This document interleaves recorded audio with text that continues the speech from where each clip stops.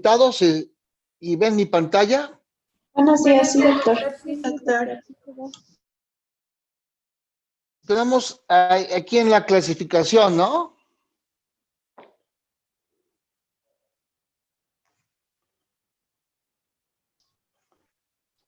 Sí, doctor. Creo que ahí nos quedamos. Y vamos a platicar un poco de la nueva clasificación y avancemos un poquito más.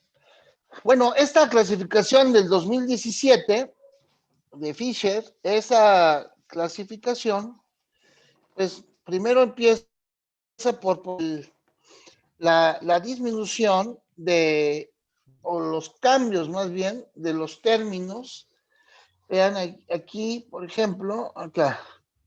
Bueno, las ausencias siguen siendo ausencias generalizadas, las crisis atónicas generalizadas. Las que antes eran parciales complejas, ahora es pérdida de la alerta.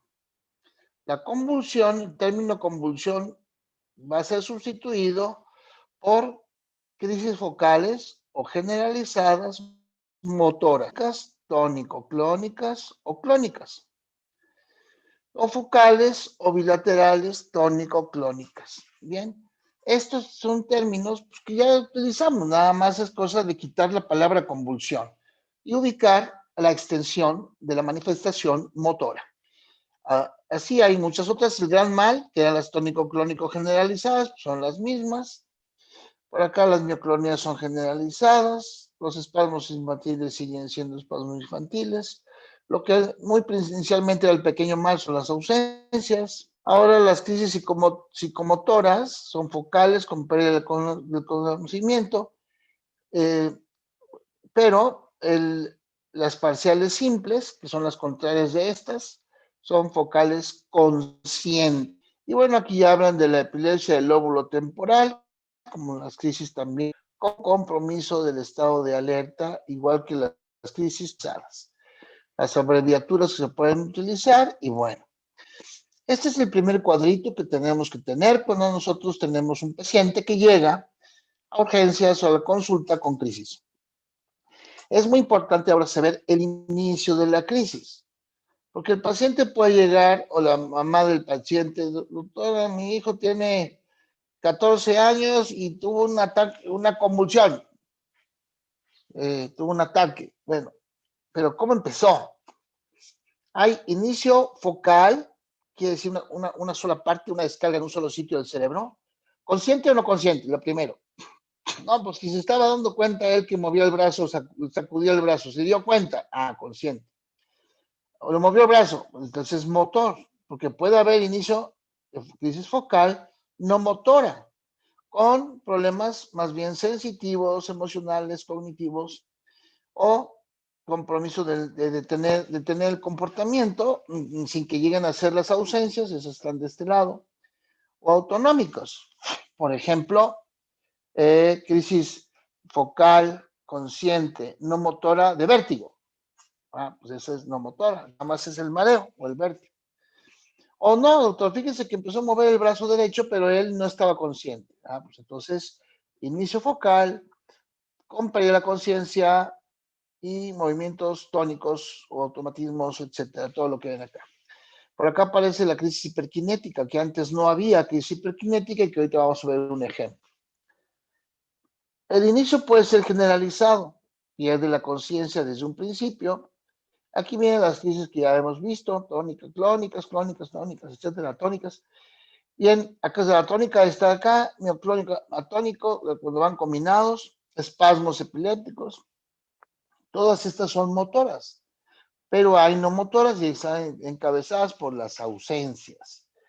Hay también mioclonías palpebrales, fíjense, esas son generalizadas, pero nada más brinca el párpado y el paciente está inconsciente. Y a veces, pues no sabemos cómo empezó, pero tiene componente motor, o no tiene componente motor, nada más dejó de hacer lo que estaba haciendo, se interrumpió y ya. Pero esto es importante para el inicio, cómo está empezando la crisis. Esta es una crisis hiperkinética.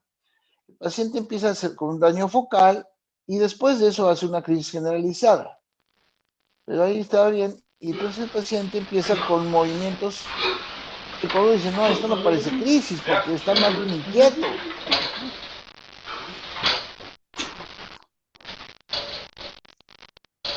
Y llega un momento en que esa crisis focal ahora se va a hacer generalizada. Van a ver, ahí va ya, se va generalizando y ya tengo una fase tónica de una crisis generalizada. Entonces este paciente empezó con consciente, es un inicio focal, consciente y con crisis hiperkinética, secundariamente generalizada a tónico-clónica. Esas son de las más complicadas. Las ausencias son más fáciles de identificar. Las crisis tónico-clónicas, pues ni se diga. Y bueno, ¿de qué sirve esto de la clasificación? Sirve porque podemos nosotros pensar siempre que tengamos un paciente en que tengo que buscar el tipo de crisis para poder integrar el tipo de epilepsia. Este cuadrito también es muy significativo. Ustedes están en el internado en un poco tiempo y va a llegar un paciente y le tienen que hacer su nota de ingreso, tienen que hacer su exploración y todo. Entonces, ¿cómo es que llegó el paciente? El paciente es una chica de, vamos a poner, una chica de 12 años o 13 años que tuvo una crisis tónico-clónico generalizada hoy en la mañana. Entonces lleva urgencias porque tuvo la crisis convulsiva, pues, como decíamos antes, o como tenemos que, de todos modos lo podemos poner, lo podemos decir crisis convulsiva. Pero vamos a describirlo, tuvo una crisis tónico-clónico generalizada esta chica de 12 años.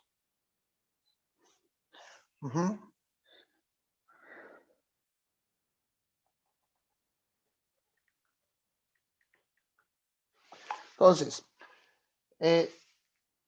cuando vemos, ella ya dejó de convulsionar, tuvo una crisis, ya pasó, pero ahí está llegando a urgencias. ¿Y cómo sabemos que va a tener otra crisis o no? No sabemos, vamos a investigar qué hacer. Entonces, pregunto con la mamá, y la mamá me dice que ella tuvo hipoxia perinatal porque tuvo trabajo prolongado de parto, o tuvo ruptura de membranas, o tuvo alguna situación o fue prematura, que eso es muy común. Entonces, tengo ese problema. ¿Y cómo le va en la escuela? Pues va muy mal, doctor. Dicen que tiene TDA, dicen que tiene déficit de atención sus maestros porque nunca pone atención. Entonces, fíjese cómo existe la posibilidad de que esta niña pueda tener crisis de ausencia desde antes y hoy fue que tuvo la convulsión, hoy fue tónico-clónico, hoy fue diferente. Pero puede tener crisis de ausencia que hacen que tenga un muy bajo rendimiento escolar. Entonces, esa es una posibilidad. Y lo que hacemos es que cuando hacemos estudios y checamos todo, vemos que la niña sí tiene un retraso psicomotriz. Entonces, el tipo de crisis que empezó la niña, inicialmente llegó ella como una crisis generalizada y generalizada tónico-clónica, pero la historia me puede decir que a lo mejor tiene ausencias, que también son generalizadas. ¿Cuál sería la comorbilidad? La comorbilidad de esta chica es el retraso psicomotriz. ¿Y la etiología? Bueno, la etiología puede ser, seguramente, puedo poner desconocida, aunque puedo poner que a lo mejor puede ser un origen genético o un problema estructural. Si le hago una tomografía y tiene atrofia o más bien hipotrofia del lóbulo temporal, entonces es estructural y tiene una epilepsia del lóbulo temporal. Si esta niña tuviera síndrome de Down, la comorbilidad es el síndrome de Down y la causa sería genética. Diferente que el señor de 50 años que se dedica a la construcción y que se cayó de un piso de altura, tuvo traumatismo craneoencefálico. Eso fue hace 3 días. Y estaba bien, pero hoy tuvo una crisis generalizada. Entonces, paso a epilepsia generalizada. La comorbilidad es el traumatismo craneoencefálico. Le tengo que hacer una tomografía porque seguramente tiene probablemente un hematoma o una contusión hemorrágica, o eso es estructural. O el paciente que tiene encefalitis y después de la encefalitis tiene crisis. Entonces, ¿cuál es la comorbilidad de la encefalitis? Que es una etiología infecciosa. ¿Sí? Un paciente de 60 años hipertenso, diabético, que toma diuréticos, hace un episodio de hiponatremia por la diuresis exagerada, y entonces tiene un problema metabólico porque eso es lo que... Entonces tenemos que enfocarnos siempre como buscar una comorbilidad y una etiología posible de acuerdo al tipo de crisis que va teniendo el paciente. Puede tener las dos crisis, como vemos acá. Ahora, en algunos casos se integran síndromes, sobre todo en pediatría. En un ratito más les pongo la lista de los síndromes epilépticos en pediatría, que esos, bueno, no importa que no nos sepamos los síndromes correctamente, simplemente que sepamos que hay síndromes epilépticos, sobre todo en pediatría. Entonces, acá es donde completamos lo que les acabo de decir ahorita. Entonces, esta chica de 12 años tiene una epilepsia tónico-clónico generalizada. ¿Y qué le voy a pedir? Pues seguramente le voy a pedir un electroencefalograma como primera línea. ¿Por qué? Porque a lo mejor esta niña no tiene ningún problema físico. Lo ideal, si se puede, hacer los dos estudios. Pero, por ejemplo, en el caso del señor del traumatismo craneoencefálico, ¿para qué le hago un electroencefalograma? Me voy con él directamente al estudio de imagen. Le voy a hacer una tomografía de inmediato. ¿Por qué? Pues porque las posibilidades de que tenga un hematoma son un coágulo, pues, un hematoma, un traumatismo, una contusión hemorrágica, las posibilidades son muchas. Y no tiene caso que haga un electro, porque el electroencefalograma va a decir anormal focal, pues sí, pues tengo que hacer tomografía de todos modos. Entonces, por eso es importante tratar de integrar la comorbilidad y la etiología de las causas para poder hacer el seguimiento en forma adecuada. En el tercer nivel de diagnóstico de la clasificación, de acuerdo a esto, tenemos nosotros que evaluar el tipo de crisis, es lo más importante. Si tenemos electroencefalograma, bueno, eso ya es medio lujoso, ver las características, lo básico, las polipuntas, acuérdense, las polipuntas en las crisis tónico-clónicas, en la fase tónica, las puntas espacios en la fase clónica y en las ausencias el complejo punta onda lenta, punta onda lenta. Entonces eso es básicamente lo que tengo que ver, que el electro sea epileptiforme. Bien, también las características de estudios de imagen, además ver cuáles son los desencadenantes, a qué hora del día dan las crisis, si tenemos algún compromiso incluso psiquiátrico paralelo o sumado al paciente, y buscar las etiologías. Para que despierten, les voy a poner el diagnóstico diferencial.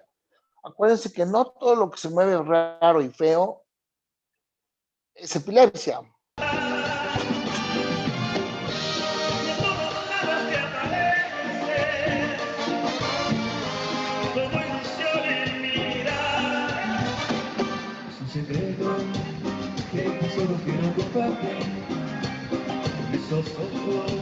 Pero también les quería presumir que fui a ver a Lucky el otro día.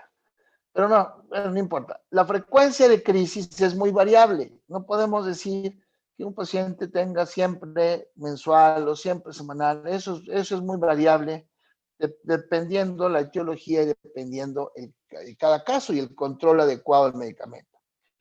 Por edad, la epilepsia focal sintomática. Vean, esto es, de 0 a 4 años de edad, por mucho son rojo y verde, que son malformaciones del desarrollo e infecciones del sistema nervioso. Van bajando de 5 a 14 y menos y empieza a aparecer más el azul, que es el traumatismo craneoencefálico, que para ahí de 15 a 24 años de edad es la número 1 de las causas. Pero sigue bajando con el paso del tiempo y empieza a crecer los tumores cerebrales. Sin embargo, también crece ya desde los 45 a los 64 años de edad la enfermedad vascular cerebral, y es la que ocupa el gran porcentaje arriba de los 65 años, principalmente de la enfermedad hemorrágica. Esto en la epilepsia focal como síntoma de un daño, que es lo que estamos viendo acá. Tradicionalmente hemos dividido el inicio de la epilepsia en temprano y tardío. El inicio temprano es antes de los 20 años y el inicio tardío después de los 20 años. Las causas de inicio temprano más comunes son todas las relacionadas al sufrimiento perinatal. Como podemos ver, idiopática, que es como ya llamábamos antes, a la que ahora sabemos que es genética. Trabajo prolongado de parto, ruptura prematura de membranas, doble circular de cordón, todo lo que ven acá, forceps, etcétera, ¿sí? Todo eso, desnutrición y otros síndromes que podemos encontrar, que tienen que ver también con problemas de nacimiento. Ahora, no quiere decir que esto sea exclusivamente para los niños. Podemos tener gente adulta, arriba de los 20 años, que por ahí de los 24, los 26, tuvieron una crisis y eso ocasionó, y es ocasionado por un problema, incluso porque fue prematuro y ahora se juntaron los desencadenantes, pero tenía epilepsia desde antes. Igual al revés, igual si el paciente tiene más de 20 años, que las causas son diferentes, vamos a ver, no quiere decir que no hay un niño que pueda tener tumor cerebral o un niño que pueda tener una epilepsia postraumática, claro. Estos son los síndromes epilépticos. Entonces, estos que ven aquí son los nombres de los síndromes epilépticos más comunes. Eso es para que lo tengan ahí. No me importa mucho que no se aprendan exactamente en qué consiste cada uno de ellos. Claro, es bueno, sobre todo si les gusta la pediatría, pues es bueno que le echen un ojito, porque son combinaciones. Por ejemplo, el Lennox-Gastaut, tengo diferentes tipos de crisis asociadas a diferentes cambios de actividad en el electroencefalograma. Como este chiquito que ya lo habíamos visto, que cada vez que tiene una descarga, tiene esto.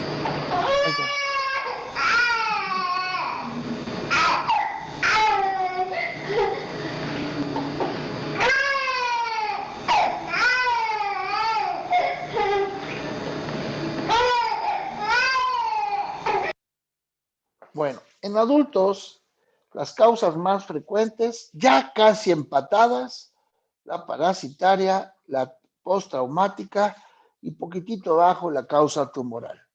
Más abajo viene la alcohólica, vascular y el metabólico, que a veces eso puede ir cambiando de acuerdo al tipo de pacientes que tenemos. Bien, en pacientes de edad avanzada, la causa metabólica es muy frecuente causa de crisis. O sea, la hiponatremia es una causa frecuente de crisis en personas arriba de los 60 años, sobre todo con tratamientos antihipertensivos consistentes también con diuréticos.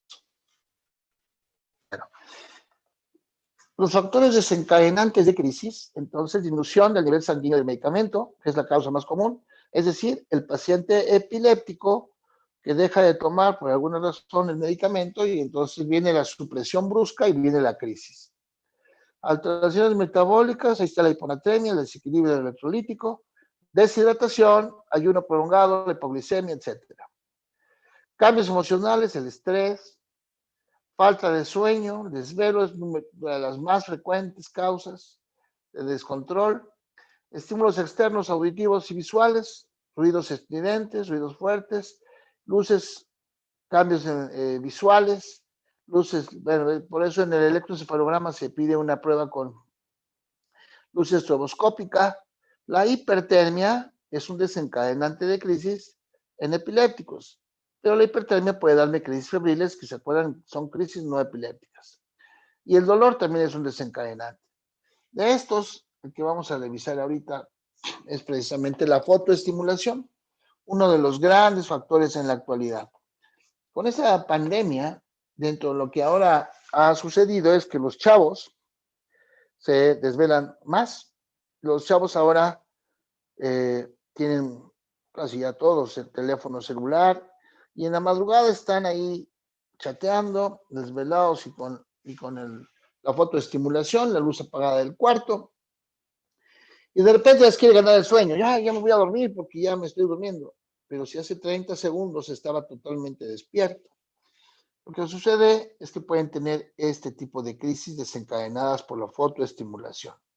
Vamos a ver este caso. Esta chiquita tiene acá sus lentitos y aquí está su computadora. En el momento de que prende el monitor, vamos a saberlo exactamente porque va a aparecer el reflejo aquí en sus lentes.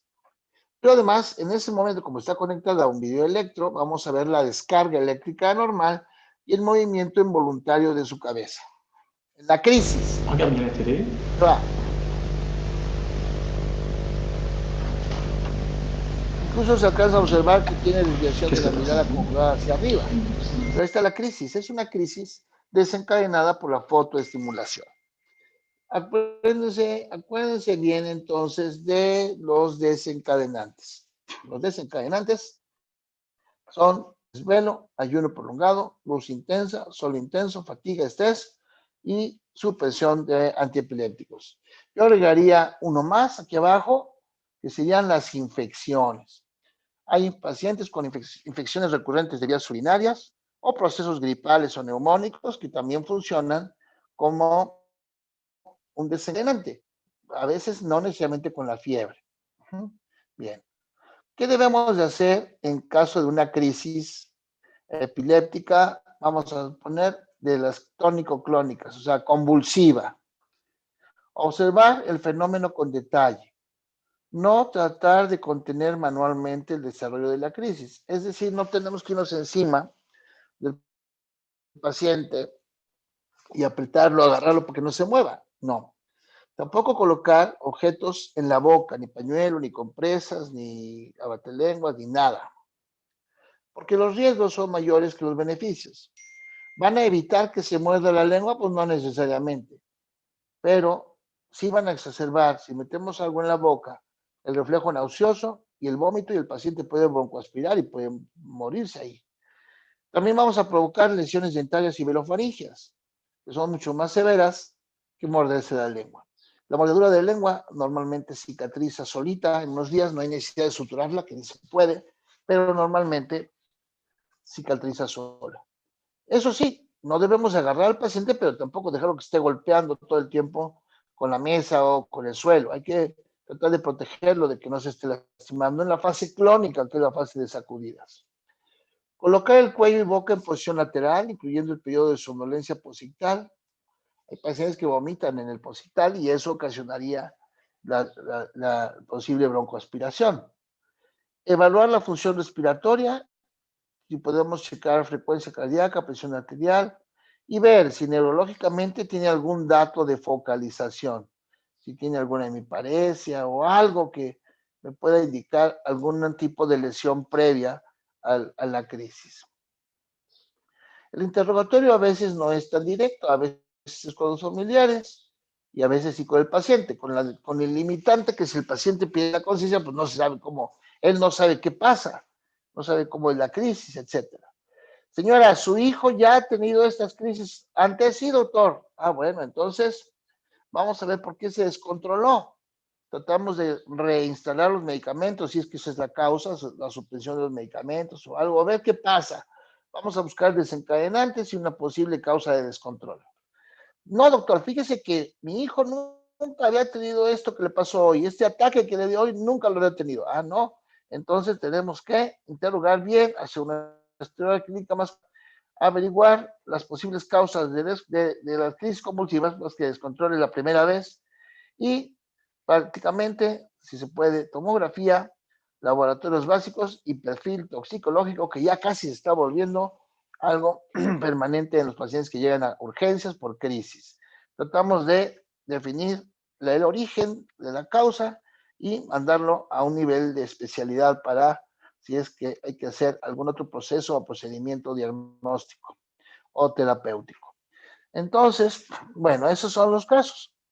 Estas causas de crisis, entonces, causas frecuentes, supresión de medicamentos antiepilépticos, ya lo habíamos dicho, supresión de benzodiazepinas o de alcohol o drogas, son causas frecuentes de crisis tónico-clónica o cualquier tipo de crisis. Una tomografía me puede mostrar abscesos, tumores, me puede mostrar traumatismo o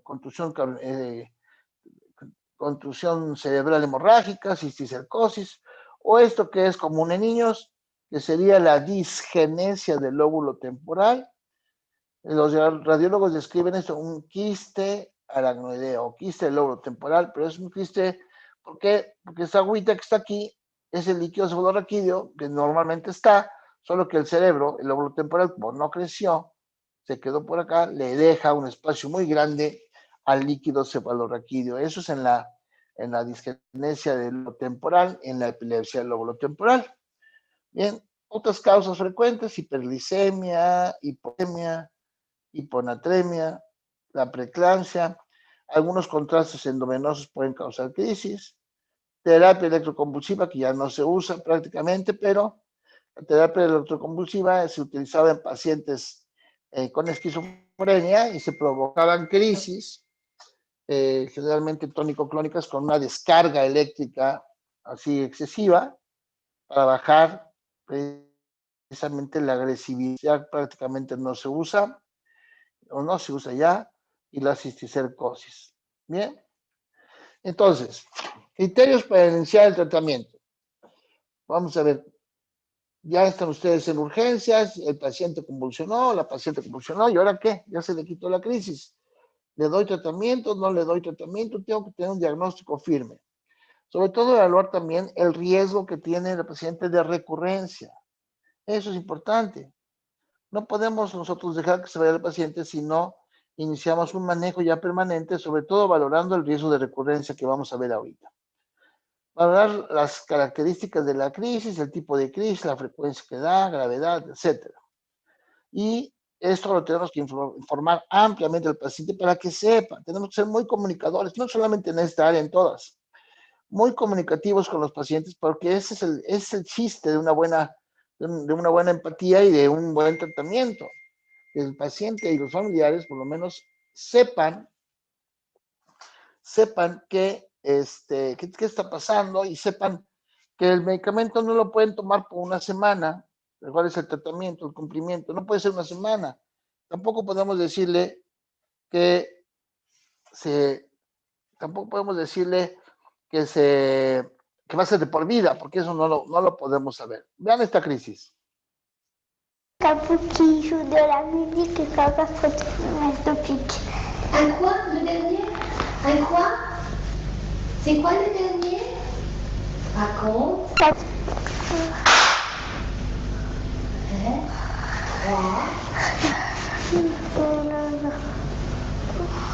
Qu'est-ce que j'ai dit comme chiffre? Pues ven, el tipo de la descarga a punta onda lenta, el niño tiene una ausencia, entonces, por eso es importante que tengamos que ver nosotros como el tipo de crisis, porque en base a eso, nosotros podemos en algún momento iniciar un tratamiento. Esa paciente que está en urgencias y que tuvo una crisis, ¿qué tiempo la van a dejar ahí en urgencias? Híjole, no hay nada que garantice que un paciente no va a tener una crisis en un momento más adelante. O sea, una crisis puede traer otra crisis por el mismo proceso inflamatorio del cerebro. Entonces, no podemos saber exactamente. Ya pasó una hora, ya no tiene crisis. No sabemos eso. Sobre todo si no tenemos un diagnóstico muy completo del paciente o un conocimiento amplio del paciente, de historias previas. Entonces, aunque lo ideal es mantener al paciente por muchas horas en un servicio de urgencias, pues, o ingresado en un hospital, eso no es posible.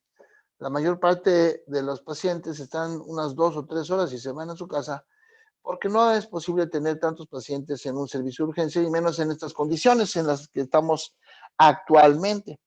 Por eso es que tenemos que buscar la forma de resolver el problema lo antes posible y llegar a un buen diagnóstico etiológico para poder tratar de solucionar el problema. Entonces, de acuerdo a eso, al menos, bueno, la experiencia que se tiene en los hospitales, llámese institución o llámese privado, en las instituciones por el cupo y por el exceso de pacientes que hay, y en lo privado es por los costos. No podemos dejar al paciente más de 2 o 3 horas en un servicio de urgencias.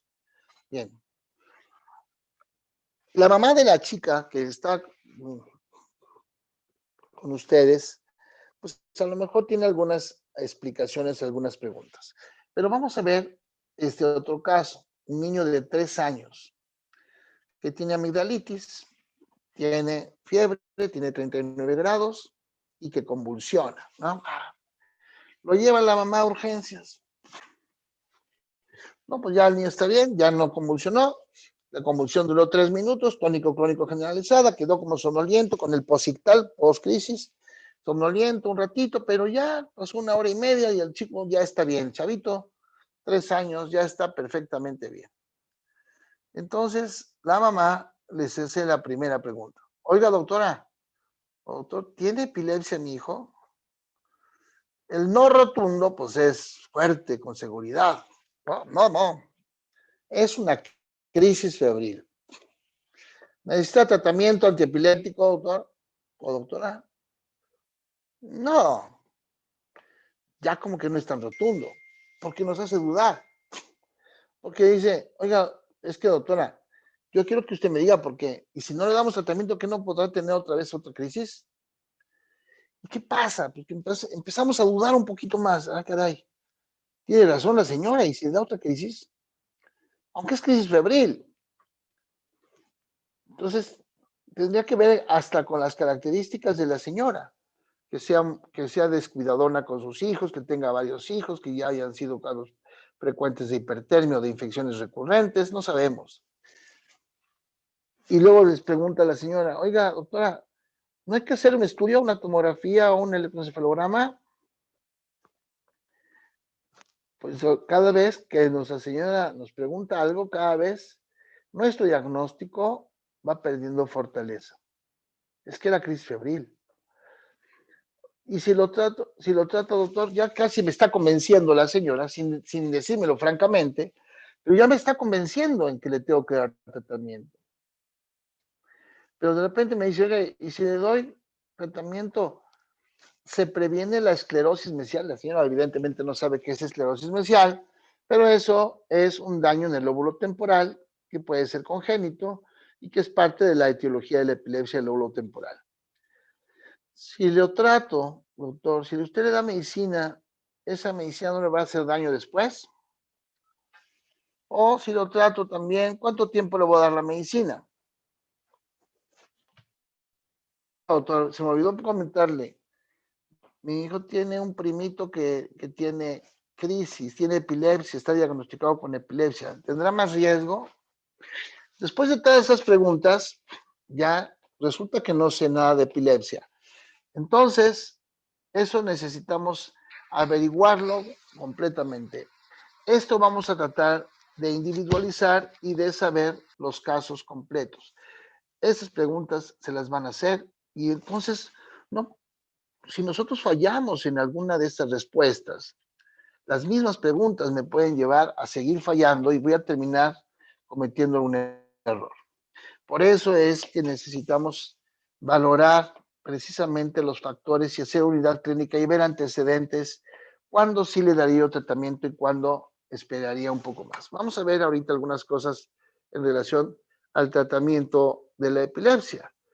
Consta de 3 partes: cuidados generales, tratamiento farmacológico y tratamiento quirúrgico. Vamos a enfocarnos al tratamiento farmacológico.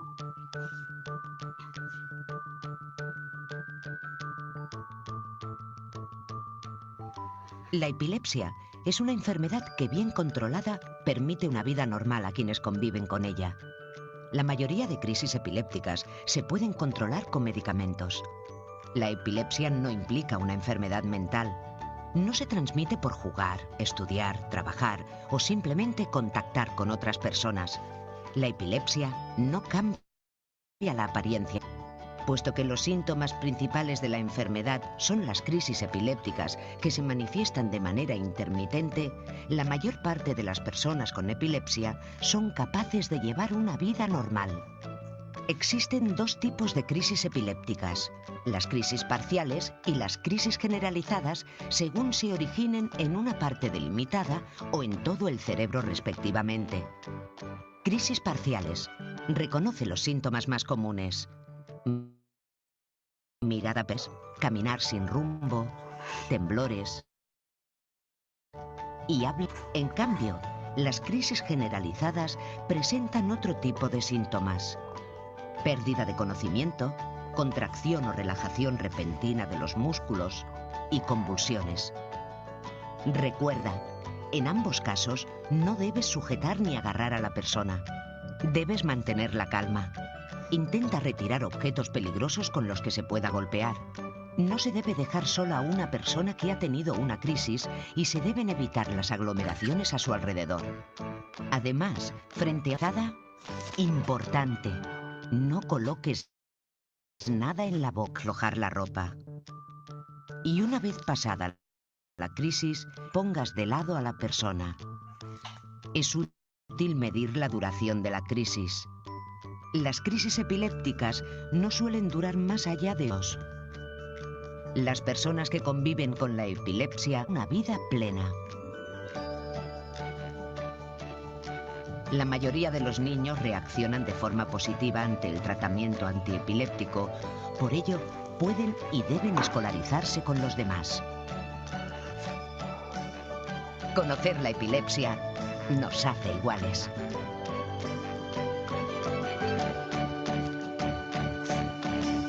Es un video un poco viejito, pero está bonita la música y dice algunas cosas que son ciertas y que sí está bien.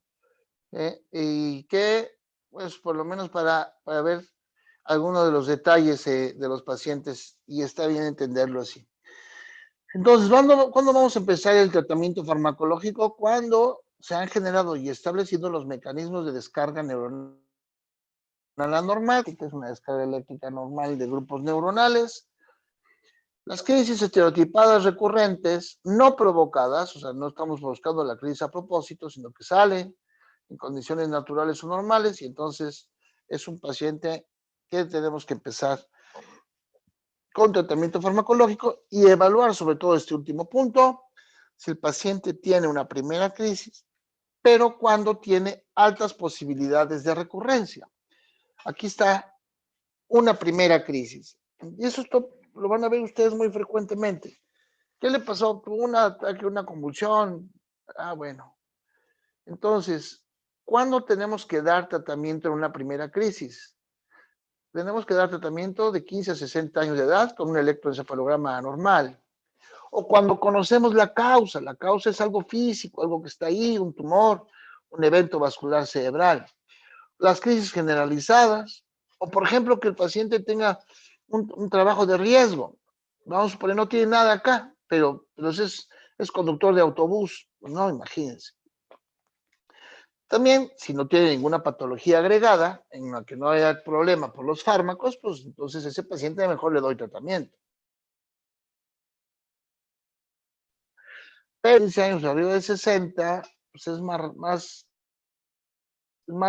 que ha sido una crisis única.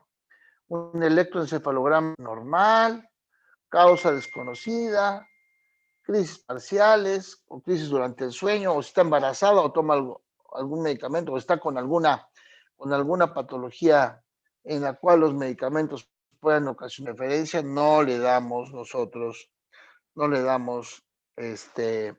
medicamento.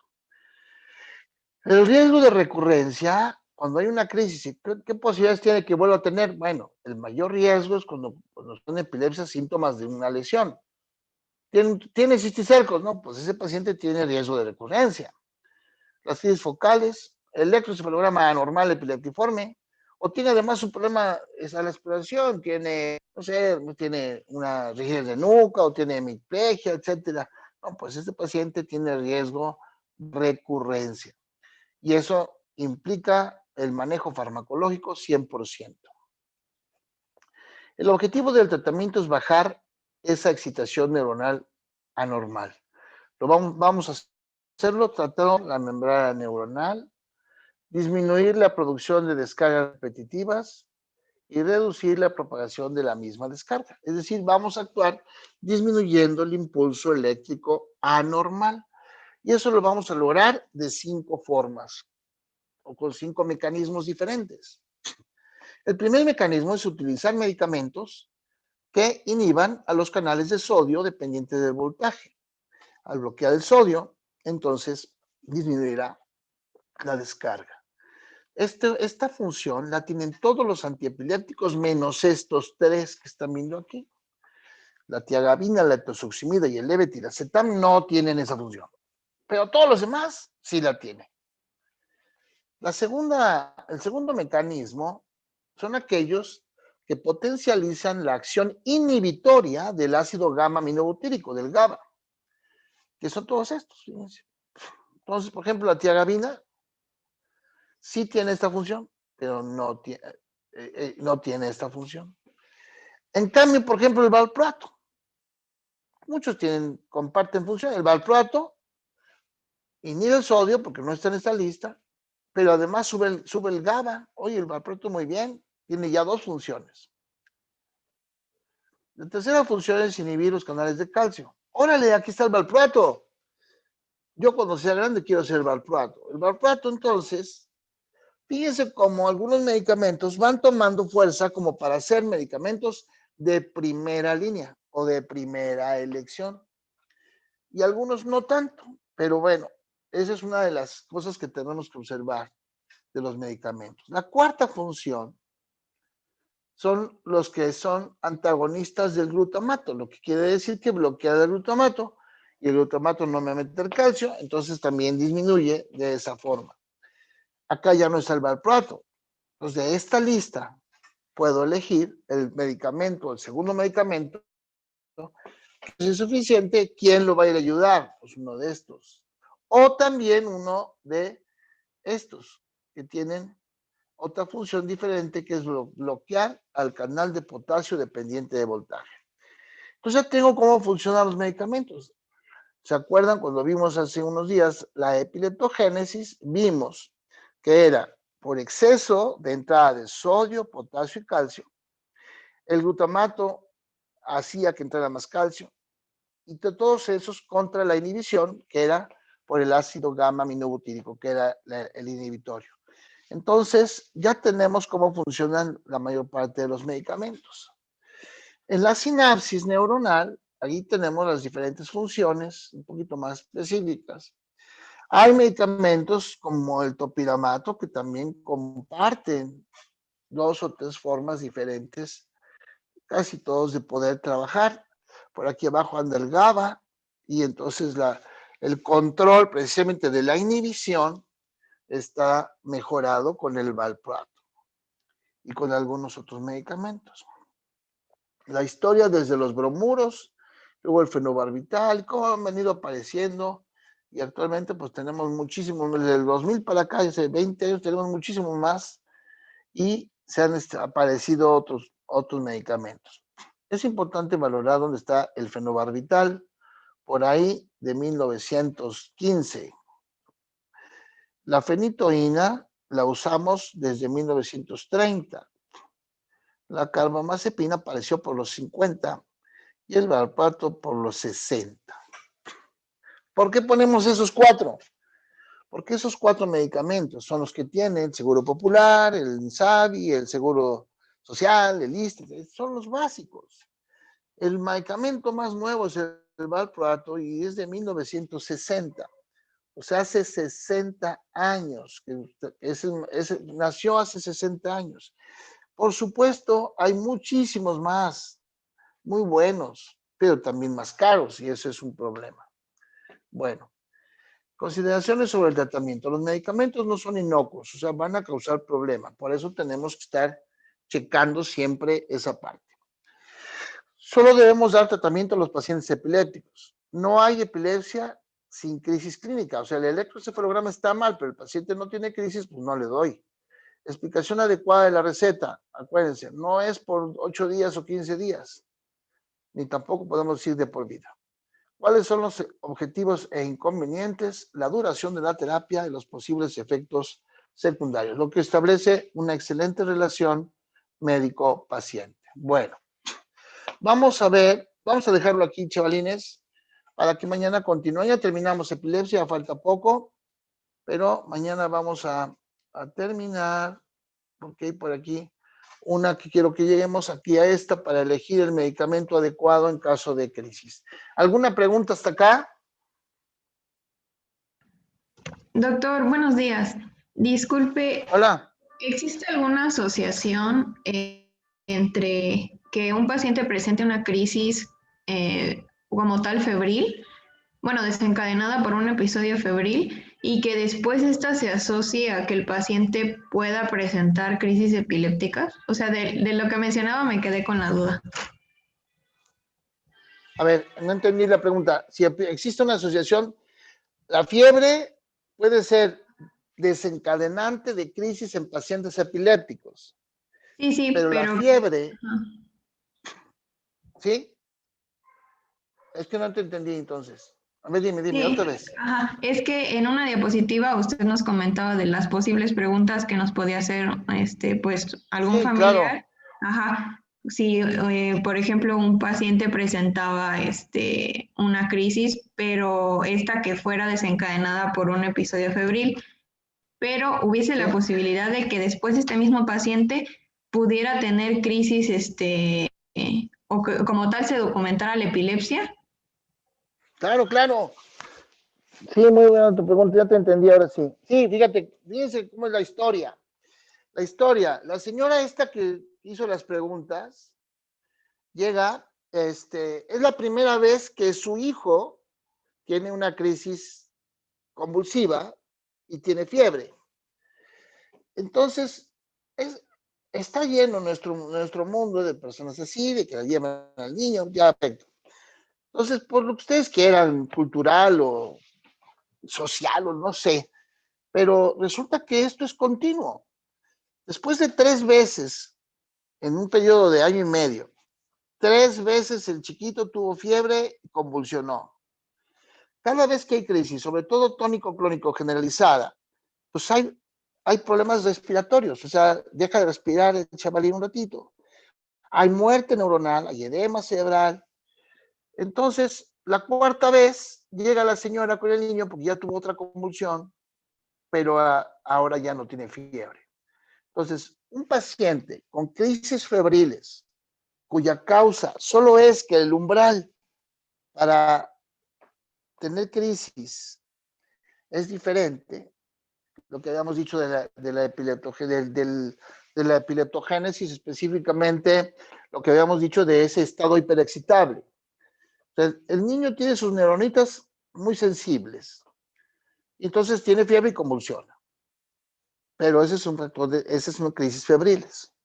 Pero después de 3 veces que tiene crisis, la cuarta vez llega otra vez con crisis, pero ahora ya no tiene fiebre. Después de tanto daño que han ocasionado las crisis febriles, el niño ahora ya tiene epilepsia. O sea, ya. Entonces, sí se puede y es algo muy común. ¿Por qué? Porque el niño que tiene ese estado hiperexcitable con la fiebre, o sea, que es muy sensible, que con cualquier fiebre va a tener crisis, pues ese niño también pues, va a seguir teniendo, eso lo va a tener siempre. Y entonces es cuando alguien ya se vuelve con epilepsia después de haber tenido mucho daño por las crisis febriles. Es difícil que nada más sea una vez en su vida y ya. Puede ser, pero no es lo común. Lo común es que un niño con crisis febriles tenga varias veces en su vida crisis febriles. Claro, también lo común es de que pasando los años ya se le quitan y ya, no pasó nada. Pero sí se puede complicar. Una crisis febril o un niño con crisis febriles puede tener más predisposición a ser epiléptico un poquito más adelante. ¿Sí? Sí, doctor, gracias. Muy bien. ¿Algo más, chavos?